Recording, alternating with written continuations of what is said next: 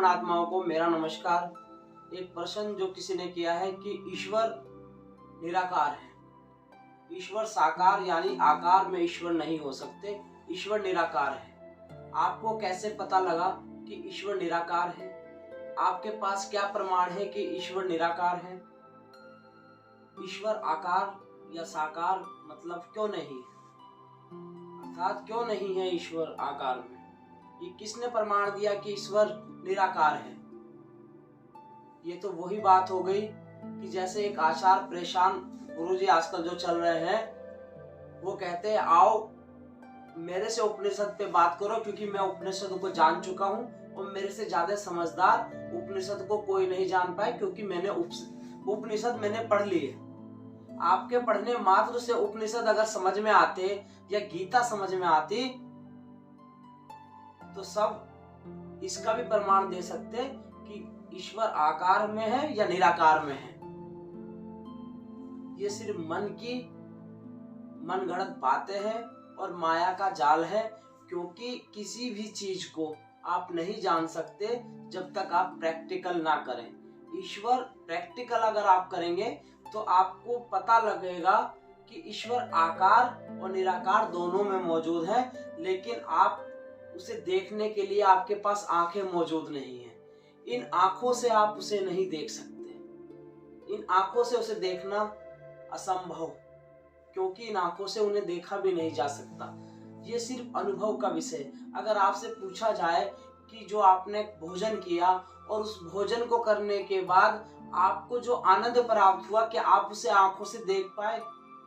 आप उसे आंखों से नहीं देख पाए, सिर्फ आप उस अनुभव कर पाए हैं। उस भोजन का जो खाने का आनंद जो आपने प्राप्त किया है, सिर्फ वो आपने अनुभव किया है, उसे देखा नहीं है। जो अनुभव प्राप्त हुआ है वो देखा नहीं जा सकता, वो सिर्फ अनुभव प्राप्त किया जा सकता है। ऐसे ही प्रैक्टिकल करने के पश्चात ही आप ईश्वर साकार और निराकार को जान पाएंगे। वो भी एक अनुभव का विषय है, प्रैक्टिकल का विषय है। ऐसे नहीं जाना जाता जैसे आपको परेशान आचार्य बताते हैं, या आजकल एक गुरु और हैं प्रेमानंद जी, जो आपको बता रहे हैं कि मेरा अनुभव है। उनका कहना है कि मेरा अनुभव है कि गृहस्थी में परमात्मा को पाने का रास्ता ज्यादा अच्छा है वैराग्य के रास्ते से। अब उनसे पूछा जाए कि वैराग्य को वो कैसे जान पाए? छोड़ने के बाद उन्हें जो लगा होगा वो अनुभव सत्य नहीं है। अनुभव में भी अंतर है।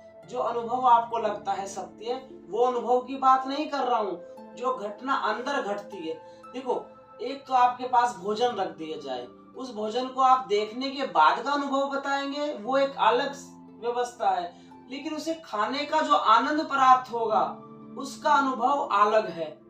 तो इसलिए आप जान पाएंगे कि अनुभव भी अलग चीज होती है। वो अनुभव देख लेना, वो अनुभव अलग है, लेकिन जो अनुभव प्रैक्टिकल यानी खाना खाने के बाद जो अनुभव आएगा वो अनुभव है। देखने के बाद का विचार वो अनुभव नहीं, खाना खाने के बाद का जो आनंद प्राप्त हुआ वो अनुभव। वैसे ही अनुभव करके ही आप जान पाएंगे कि ईश्वर आकार में है कि निराकार में। अगर आप हमसे पूछें कि ईश्वर आकार में है तो ईश्वर हर जगह है। वो आकार में भी है और वो निराकार भी है।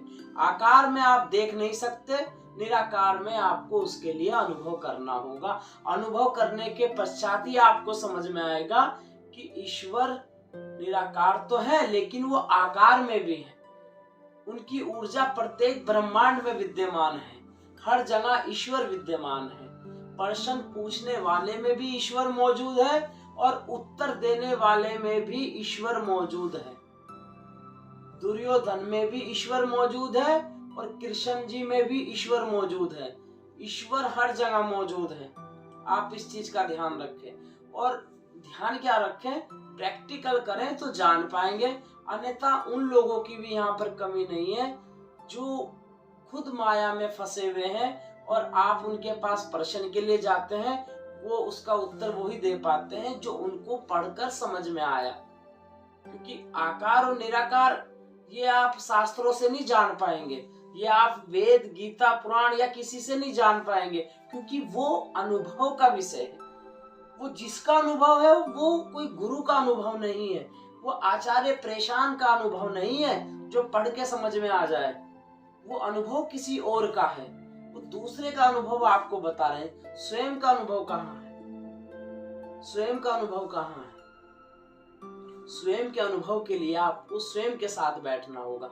किसी दूसरे के अनुभव को आप स्वयं का अनुभव कहने लगे और उसमें आपको एक अहंकार उत्पन्न होना लगे कि पृथ्वी पे जो मैं बोल रहा हूँ, जो मैं कह रहा हूँ वही सत्य है। सत्य होगा तो स्वयं के साथ बैठने से। मेरे कहने का भी कोई ऐसा प्रमाण नहीं है जो मैं कह सकूं कि ये सत्य है, क्योंकि प्रमाण में शास्त्रों में दिखाऊं अपनी बात तो कोई फायदा नहीं। फायदा जब है जब उस भोजन को आप कर लें जो आपके पास रखा है और आप उसका अनुभव बता सके, वो प्रमाण है। ना कि किसी की बात को सही गलत का प्रमाण देना प्रमाणिकता है कि ये प्रमाण सही है। वो प्रमाण सही नहीं है। प्रमाण आपके अंदर है, उसका प्रमाण आपको स्वयं ही मिलेगा। जितने भी महापुरुष आते हैं वो यही बताते हैं कि आपके अंदर ही उत्तर है। खोजने वाला चाहिए जो आपके अंदर विद्यमान है। मेरे कहने से कि आकार या निराकार समझाने से समझ में आने वाली बात नहीं है, क्योंकि क्या प्रमाण कि मैं आपको कह दूं कि मैंने पढ़ा है कि वो तो निराकार है। नहीं, मैंने दूसरे शास्त्र में पढ़ा है वो आकार में भी है। मैं तीसरी बात कह दूं जो मैं स्वयं बता रहा हूं कि वो आकार निराकार दोनों में है।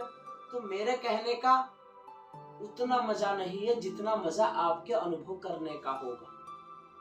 जो आनंद आपको अनुभव करने के बाद आएगा, फिर आपको आवश्यकता नहीं है किसी से पूछने की।